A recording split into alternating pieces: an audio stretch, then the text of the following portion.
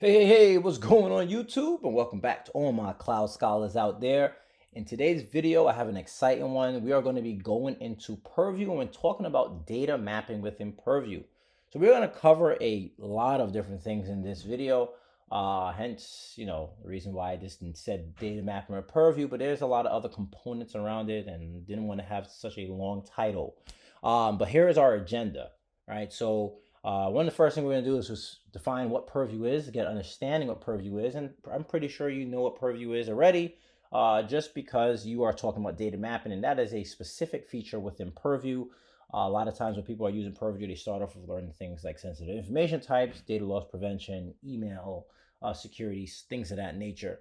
But data mapping is more of an advanced topic when you are talking about Purview. So we're also going to get into what is data mapping and how to enable data mapping.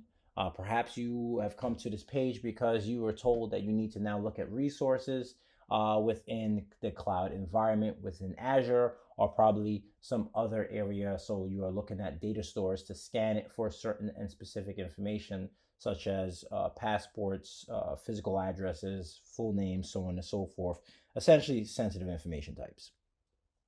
So I'm also going to show you how to enable data mapping within Purview. We're going to get into what are collections. We're also going to talk about how to create a collections. Those are the logical containers within Purview to show where data resides. And then we're also going to get into RBAC assignments with collections, right? So we have collections, we have certain resources in those collections, but not everybody needs access to the whole domain. You may have teams within different parts of the world or within the country or whatever the case may be that you're doing, and you need to now give them scopes of what they are responsible for. And that's what collections and RBAC is going to do. So this way you can now divvy out the work to individuals and they have their ownership per se. And then we're going to get into registering resources for Azure as well. So we're going to get into that as well. So I am not going to PowerPoint you to death. I'm telling you that right now. Most of this video is going to be within the Purview portal, a little bit within the Azure portal. Going to go through some Microsoft documentation as well, but I am going to be really going to be doing a lot of, screen time, showing you exactly what steps you need to do in order for you to successfully get that within your environment going. All right, so first, let's get through what is Purview. For any of you who don't know, Purview is Microsoft Data Security Posture Management tool. So this tool is going to help you have the unified governance for your environment. So you're going to be able to now look at risk management, compliance. You're also going to be able to do things like within Purview, like insider threat management. So somebody's leaving the organization and they start doing a whole bunch of downloads. That is something that you would want to say is a risk because that is your intellectual data that belongs to the company. So those are the things that you can do with Purview, but in our case, we're looking at Purview to let us know what we have in our data stores. So for instance, we have individuals pushing applications out to the cloud and we say, hey, developer A, do you have any PII, personally identifiable information in any of these data stores?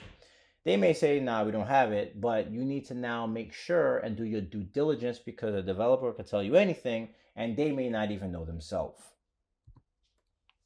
All right, so now that is where data mapping comes into play. So data mapping is going to help us do a data discovery of our data stores. That is your storage accounts, that's your SQL accounts, PostgreSQL accounts. All of those different resources that hold data, you want to see what's going on in there, and that is what data mapping is going to do. Okay, so what we need to do, I need you to do, I should say, because I'm already there. Go to purview.microsoft.com. When you get to purview.microsoft.com, you will see a screen like what I have here, which is doing some promotions for Security Copilot within Purview. If we come over here to solutions, you will see that this is all of the solutions within Purview. But right now, what we are under, if we go to settings, we are under a account type which is free. So you will not be able to do that data mapping as of yet because you need to now connect it to Azure. So you need to have an Azure account. So you need to have a 365 tenant in order to do this. You also need to have a subscription within Azure to do this as well. Plus, you have to have the correct rights in order for you to kind of get this done. So I'm going to come over here really quickly And you can see here, we're going to get to a point in this video where we're going to need to do permissions to manage domains and collections.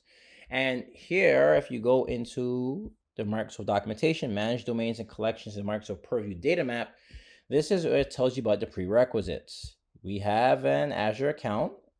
We also have your own Microsoft Azure tenant, and that's how you would have Purview. So perhaps you might have an E5 license or something like that. A Microsoft Purview account using Microsoft Purview portal experience, and then you need to be a Microsoft Purview administrator as well in order for you to be able to get this going. And we're going to go into more rights and roles later on in this video. So kind of coming back here, we can upgrade our information over here, or if you wanted to, you could come into the Azure portal and you could go type in Microsoft Purview. I already have it here. So I'm just going to click on Microsoft Purview, and then you could click on create. But let's just go the easy route. We're going to stay within here, and I'm going to click upgrade account. Okay, so when we go ahead and upgrade account, you see a link in Azure subscription for pay as you go. So this is saying it's going to tie to an Azure subscription. Remember, that's what it said in the prerequisites. We need to have an Azure subscription, and it automatically sees our Azure subscription. So if I come over here to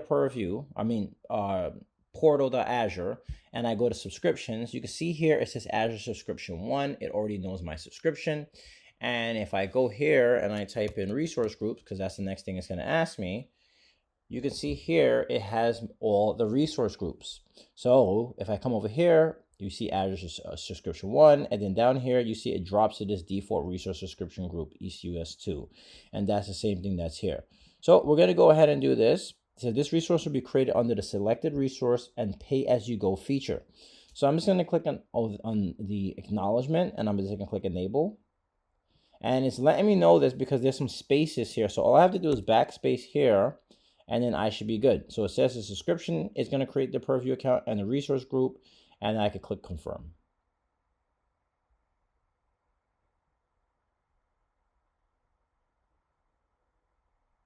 So this process can take a little bit of time to do. So what we are going to do is let it do its thing, and then I will come back to the video. All right, so we got the congratulations now. As you can see right now, it says it may take a few hours for changes to reflect in your account. To change the default settings, go to Microsoft Purview settings and then your Azure account. So right here, we are good to go. Just so you all know, there is this page here that I'm on, excuse me, this one, there it is. And it just talks about data map capacity units. So if you go through this, it just talks about the storage and what really goes on behind the scenes when it comes to doing the data map and things of that nature. Also talks about data map billing, so you have an understanding. Just so you know, when it comes to Purview, that is auto scaling, so you don't have to worry so much about the size and the storage. But it is something that's called capacity units, and it also talks about the storage capacity in gigs as well. And it gets a little bit into the billing. So Purview can be a little bit expensive when you're doing it this way, just FYI. Obviously, the more data that it needs to scan, the more stuff it needs to kind of go through, the more it's going to cost. And then it's also going to increase that data storage on the end. So thought I'd just put that out there. This is a good one for you all to see. When you are within the Microsoft documentation, you type in for learn about Microsoft Purview data map. It does talk about the data map capacity units. All right, so what we're going to do next, I'm going to click here and done.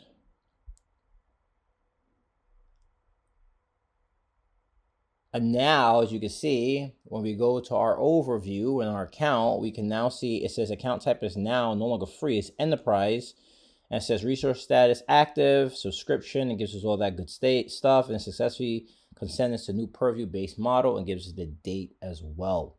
So I'm going to come over here to Azure, and I'm going to go into Purview, and you can see there isn't a Purview account there. So that is good. So next thing we're going to do is we're going to go and jump back into the Microsoft Purview page. I'm going to come back to home. I'm going to go to solutions. And as you can see here, we have data map that was not there before. So now we have data map, which is showing. All right, so when you are in the data map, one of the first things that you see right here is we have under domains, and then what we have here is a collection. You also have the ability to create new domains as well, but let's just start talking about collections first. So what are collections? So collections are a tool for organizing data sources and assets, providing operational control and granular access management over data within a domain. So you have a domain and then you have different collections. So many of you probably have worked with Active Directory, I'm assuming, but for the most part, a lot of times when you're dealing with the cloud, you've probably started off on-prem. So if you want to look at it as from a domain perspective, your Active Directory has a domain. And then your collections would be organizational units. That would be your OUs. So that's a way that you can look at it. And what you do with the OUs is, well, you would have, OUs for PCs, you would have OUs for users, you'd have OUs for contractors, so on and so forth. And then what you would do from an on-premise perspective, Active Directory, is you would have GPOs assigned to the OUs based on the machines, users, locations, yada, yada, yada. That is how we are going to approach collections. We are going to have collections that this way we can now have permissions to certain individuals within our environment. So there are certain benefits of collections. If you haven't realized it as of yet, from what I've gone through, is one, from an organizational standpoint, you have a hierarchy structure for your data. Also, you have access control, right? So fine-grained RBAC, which we are going to go into a little bit later. And then from a management perspective, collections have the authority to edit collections, manage access, and then role assignments as well. And then plus, you also have the inheritance, right? So if you're at the top part of that hierarchy, then that roles and responsibilities will drop down to the sub-levels of your collection. Okay, so let's talk a little bit about collection roles. Now, there are more collection roles than what you're seeing on the screen. But essentially, when we have collection roles, you would give those roles to specific areas within your Purview environment and within your collections or even in your domains. So what you see on the screen is roles as collection administrator, what they can do, and who you want to assign it to, and depending on your organization, who you are assigning this information to. But just to show you some more documentation, this is the Microsoft page, and this goes a little bit more into those different collection roles. So what we're going to do next is we're going to jump back into our Purview, and I'm going to show you how to now set up some collections in your environment and also go into how you can also do extra domains if you need to do that as well. Okay, so back over on the Purview page, what we're going to do next is we're going to start creating some collections. So our collections that we are creating, as you can see here, we have our domain SC100, and that's the note that you're going to see there's going to be a collection under this domain. Remember, I talked about the analogy of your Active Directory system. You have a domain, which is your Active Directory domain, and then you have your OUs, which would be essentially your collections. So I can say this would be East Coast services and resources that reside in the East Coast, whatever. And collection admin, I am going to drop myself in here as a collection admin, and that is fine. But I can add some more individuals if I wanted to, but I'll get to that a little bit later.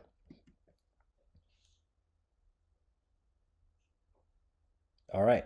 So we have our first collection down here. As you can see, East Coast Services collection.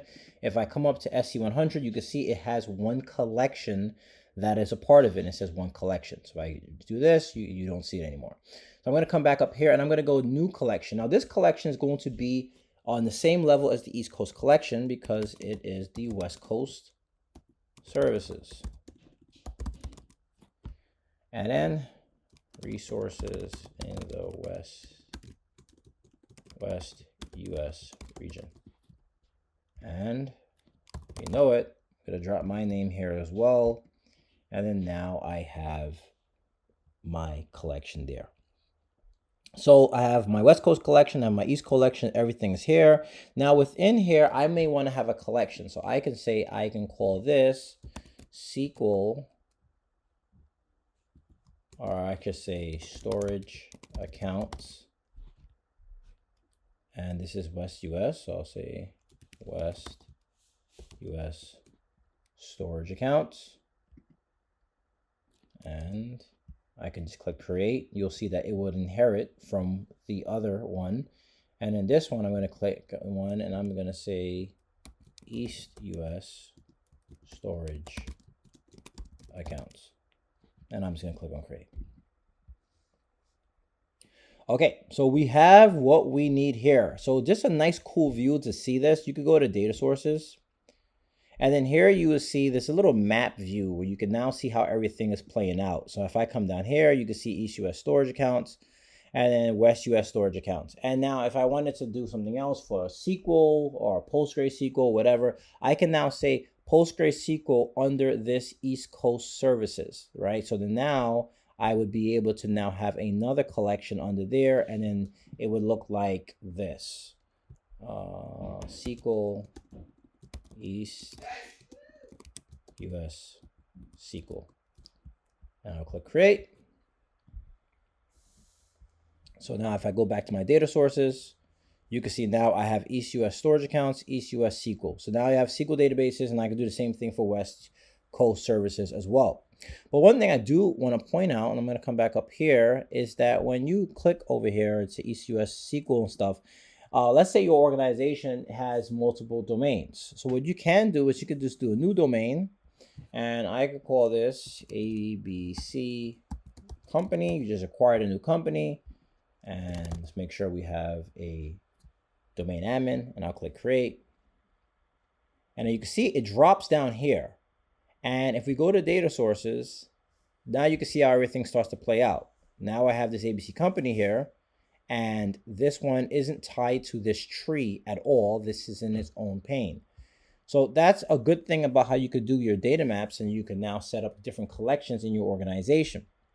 Now, what I'm going to do is I have a bunch of groups, and I'm going to come up here, and you can see I have all these different groups here.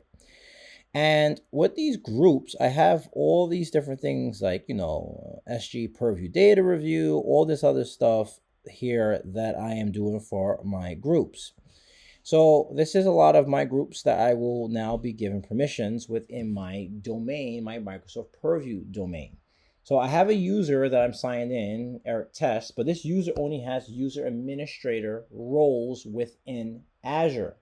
So I just want to show you exactly what that user will see when they log into the Azure portal, or I should say the Purview portal.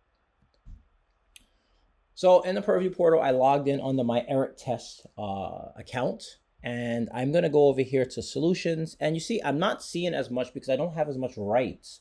So if I go to data map, I don't see anything within data map under this user. So now I would want to give access to this user. I would have to go back onto my administrator account and then give that user access. So back under my administrator account, what I'm going to do is I'm going to come over here and I'm going to say, all right, I want to give him access, but I'm going to give him access to East services, right? So I'm going to say, all right, let me see. How do I go about giving access? So I come here to role assignments, and here you can see is a global administrator, Microsoft Azure is inherited. And you can see I put my name in here, and it's inherited because of this. So data sources, data curators, I also have my name's going to pop in a lot of different places. So I'm going to look for data readers. So I want to give them access as data reader. So I'm going to come over here and I'm going to say SG, and I see I have Purview data reader. So this user is already a part of this SG Purview data reader. So let's come up here and let's make sure that this user is already in here. And I'm going to members, and I should be seeing Eric Test. So Eric Test is in my SG Purview data readers group. So I'm going to come back over here and I'm just going to click OK. And now that group, whoever's in that group now has read write. So this user should really see East Coast services, really should be able to see West Coast services because I didn't give it any access there. So it should be able to see East Coast services and everything that falls under that East Coast services. So let's test it out and see what's going on. So back over at my Eric Test, I'm just going to refresh this because I just got some new rights.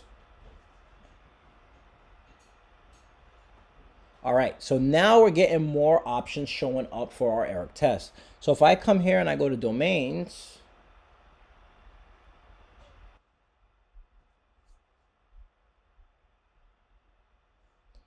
I can see that I have East Coast services, but I'm not seeing West Coast services because I did not give him access to this level. Now, if I had dropped it down here, then I would be able to see this, probably not East US SQL as well, but I gave it access up here. So if you look here, I can see what's going on in these different collections. Now, perhaps I may say, hey, you know what? I know you gave me some access to this, but I need to request a role. So users have the ability, if they click over here, to request a role. And then now I can now go and say, all right, well, let's not even do it from that standpoint. I'm going to come out of here. I'm going to go to role assignments, and you can see again, I have my data readers, and I can see all that information there. But that's all it's really much showing me. So I can say, you know what, I really want to get some more rights. I'm going to come up here to, let's just go to storage accounts. So this way you can see the difference between the role assignments for our storage accounts. And I'm going to go and try to get a data source admin to the storage account level. But as you can see here, for this one, for SQL, this one, I still only have access under this user account for data readers. I am not in data source admins. So I'm going to come back here to storage accounts. I'm going to request a role, and I'm going to request data source admin. And I can put a note, need this for new project, and I'm going to hit send. So when you send it, the folks that are going to get this email, you don't have to put their email address in. It's going to be anybody with the Purview administrator role. So those are the folks who are going to get this, all right? So if you are, a collection admin, so on and so forth, you are going to get this email. And this is all the collection admins.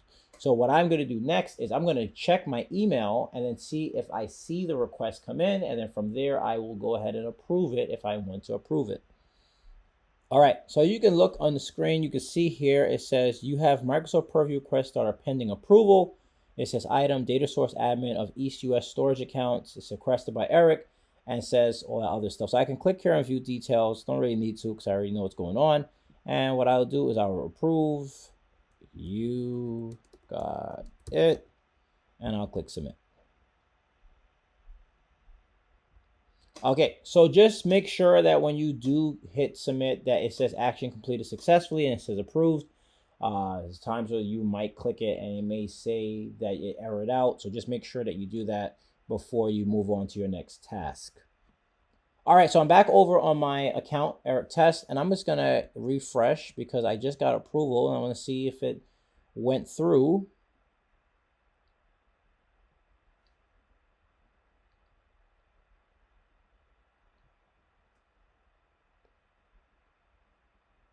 And there you go, look right there. If I go to East US storage accounts, data source admins, my name is here, as well as the group that I was a part of as well. So that is good. So that was on the storage accounts. So if I go to SQL now, and I go role assignments, you see my name is in data source admin. So that shows you how you can do collections, how powerful collections are, because now that helps you create those guardrails within your environment so that this way those folks who are only privy to see what they should be seeing are allowed to see that information there. So that's a really good thing to consider. Now, some of you may be saying, okay, this is great, but what if I want to look at this and now view if they still need to have those access? Well, one of the things I would tell you is what you should be doing is dropping everybody into a security group. And then that security group, what you would do is do access reviews in that security group. So that security group's responsibility is to hold the roles for this specific entitlement, which would be data curator or data source admin and so on and so forth. And then you would have access reviews. So if you don't know what access reviews are, you can definitely look at another video that I have on access reviews, and kind of talks about how you can leverage those for your security groups or any other type of entitlement in your organization, such as applications or teams that you have access to, so you can conduct access reviews. So that really solves the whole RBAC situation when it comes to collections. Okay, so we have done so far, gone through our purview. We did data mapping. We showed how to enable data mapping. You understand what collections are. We even did RBAC assignments with collections, so you understand that. The last thing that we need to do before we wrap up this video is register resources from Azure. So now we're going to go ahead and I'm going to show you how to register the resources in Azure. All right, so now that we have gotten this far in this video, the last thing we need to do is register our data sources. So what I did was I'm going to come up here to portal and I'm going to come to storage accounts. I created 2 storage accounts. So I created one that's going to be East US and there's one that's going to be in the West US as well. So what I want to do is I'm going to come back to Purview, And I want to go here to my domains. Actually, nope, sorry, data sources, I apologize. And then within data sources, we're going to register a data source. So I'm going to click here and I'm going to look for storage and click continue. And I need to look for a storage account. So it says all subscriptions it needs access to, but you also would make sure that you have your Purview needs to have access to your subscriptions. That's first and foremost. It needs to have read writes. Now, if you are building out multiple subscriptions and you are doing like a infrastructure as code pipeline, you will have to now bake that Purview account into and the rights into your subscriptions, because that's the only way Purview will be able to read it.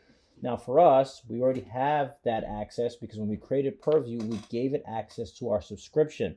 So this is pretty simple. But if you are working for a big company and you are now pushing out apps and you got developers and all this other good stuff going on, you have a full CI/CD pipeline, what you would need to do in order for you to be able to manage them is you now need to make sure that you bake in the identity associated with Purview into your pipeline, right? So that would be like your Terraform blueprints and so on and so forth.